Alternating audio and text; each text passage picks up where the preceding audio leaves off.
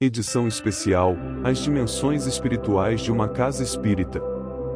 Costumamos frequentar uma casa espírita durante anos sem atentarmos para aspectos mais profundos da sua importância, pois o vemos apenas como o local onde vamos buscar ajuda, consolo, amparo e esclarecimento, e onde se tem um bom ambiente espiritual, apropriado para as reuniões espíritas.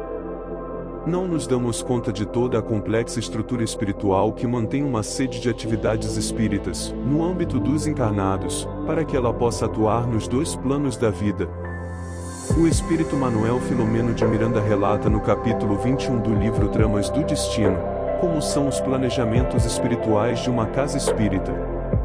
Alicerces espirituais. A casa espírita é muito mais do que a casa física que lhe serve de sede. Transcende as paredes, aos muros que o circundam e ao teto que o cobre. Em verdade, o centro espírita é um complexo espiritual em que se elabora nos dois planos da vida, a física e a extrafísica, e com as duas humanidades, a dos encarnados e a dos espíritos desencarnados. Em razão disso, as providências e cuidados da espiritualidade maior são imensos quanto ao planejamento e à organização de uma instituição espírita. Há muito sabemos que as planificações espirituais antecedem as dos encarnados, por isso se diz, comumente, quando se pensa e projeta uma obra espírita, que esta já estava edificada na espiritualidade. O que é real e verdadeiro. Os alicerces espirituais, portanto, são levantados bem antes, servindo de modelo para a obra que se pretende edificar no plano terreno. As suas bases, os seus alicerces espirituais assim argamassados farão com que a obra se erga firme na terra e permaneça de pé vencendo as tormentas e vicissitudes humanas.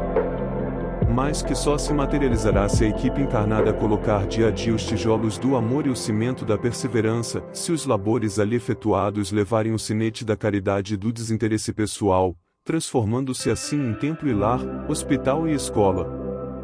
Reafirmamos, para isto não há necessidade de que a obra seja luxuosa ou grandiosa, ela poderá ser uma casinha simples, despojada, de acordo com a realidade local, e ter uma atmosfera espiritual resplandecente, resultante do trabalho que ali se realiza, pois no dizer de Leon Denis no mais miserável tugúrio há frestas para Deus e para o infinito. A direção espiritual. Os planos iniciais para a fundação de um centro espírita ocorrem na espiritualidade com antecedência de muitos anos, quando a equipe espiritual assume a responsabilidade de orientar e assessorar as futuras atividades que ali serão desenvolvidas. Isto é feito em sintonia com aqueles que irão reencarnar com tais programações. Para chegar-se a estabelecer esses compromissos são estudadas as fichas kármicas daqueles que estarão à frente da obra no plano material, convites são feitos, planos são delineados e projetados para o futuro. O projeto visa essencialmente a atender aos encarnados, pois através desse labor são concedidas oportunidades de crescimento espiritual, ensejos de resgate e redenção, reencontros de almas afins, de companheiros do passado ou, quem sabe, desafetos no caminho da tolerância e do perdão que a diretriz clarificadora do Espiritismo e a atmosfera balsâmica do centro propiciarão. Para que isto seja alcançado, a Casa Espírita apresenta um leque de opções variadas de aprendizado e trabalho.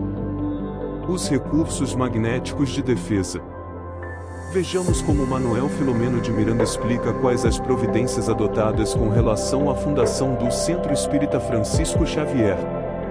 Antes mesmo que se definissem os planos da edificação material da casa, foram tomadas medidas no que dizia respeito aos contingentes magnéticos no local e outras providências especiais. Ergueu-se, posteriormente, o núcleo, em cuja construção se observaram os cuidados de zelar pela aeração, conforto sem excesso, preservando-se a simplicidade e a total ausência de objetos e enfeites que não os mínimos indispensáveis móveis e utensílios para o seu funcionamento. Todavia, nos respectivos departamentos reservados à Câmara de Passes, recinto mediúnico e sala de exposições doutrinárias, foram providenciadas aparelhagens complexas e com finalidades específicas, para cada mister apropriadas, no plano espiritual. Esses recursos magnéticos que constituem as defesas espirituais de um centro espírita fiel aos princípios de ideal cristã. A sala de exposição doutrinária. Toda a casa espírita tem o seu espaço destinado à realização de reuniões públicas, de portas abertas, onde os expositores abordam estudos e palestras doutrinárias. Este recinto recebe da espiritualidade o cuidado compatível com a importância das tarefas ali desenvolvidas. Espíritos especializados magnetizam o ambiente e o preservam e renovam constantemente, propiciando uma psicosfera salutar, consoante informa Manuel Filomeno de Miranda. São instaladas defesas magnéticas que impedem a entrada de entidades desencarnadas hostis e malfeitoras. Assim, só entram aqueles que obtêm permissão. Tais cuidados são imprescindíveis em razão da natureza do trabalho que os centros realizam. Sendo um local para onde convergem pessoas portadoras de mediunidade em fase inicial ou em desequilíbrio ou, ainda, obsidiados de todos os matizes, é fácil concluir que se não houvesse tais cautelas do plano espiritual, principalmente, graves problemas poderiam surgir decorrentes do ambiente espiritual e da presença de sensitivos não equilibrados. Os espíritos especializados fazem, portanto, a triagem dos desencarnados que irão entrar, sempre visando os que estão em condições de ser beneficiados, mas outros são momentaneamente afastados de suas vítimas enquanto estas permanecem no centro.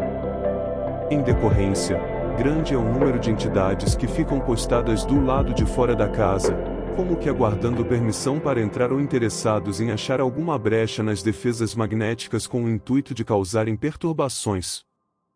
Mesmo estes não ficam sem a ajuda do alto, pois a aparelhagem especial transmite a palavra dos expositores amplificando-lhes a voz. O ambiente espiritual da reunião mediúnica. O local destinado à sessão mediúnica tem, por assim dizer, uma fiscalização permanente, pois, principalmente no caso do recinto consagrado às sessões de desobsessão, muitos espíritos necessitados e sofredores ficam aí alojados, em regime de tratamento para seu refazimento e reequilíbrio.